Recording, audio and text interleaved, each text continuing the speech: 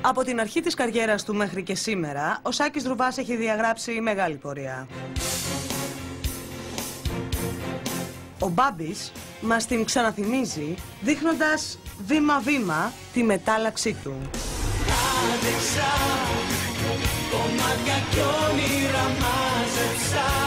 Οι πρώτες του εμφανίσεις με δερμάτινο παντελόνι και ανοιχτό πουκάμισο.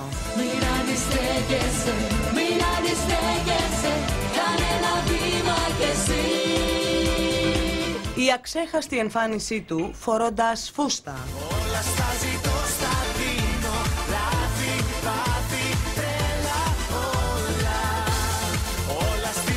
Η συμμετοχή του στη Eurovision με το Shake It.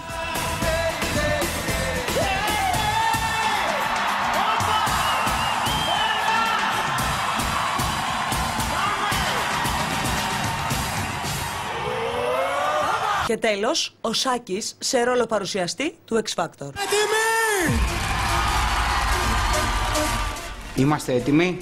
Νικόλα μου ως παρουσιαστής, ξέρεις πολύ καλά το βάπτισμα του πυρός το πήρε στη Eurovision. Ως παρουσιαστής, το βάπτισμα του πυρός το πήρα στη Eurovision. Πώς αισθάνθηκες που για πρώτη φορά τραγούδισες live μπροστά σε τόσο κόσμο? Για πρώτη φορά τραγούδισες live μπροστά σε όλο τον κόσμο. Μην ξεχνάτε λοιπόν ότι πρέπει να ψηφίσετε τον τραγουδιστή, την τραγουδίστρια ή το group που σας αρέσει για τους κρατήσετε με την ψήφο σας στο show.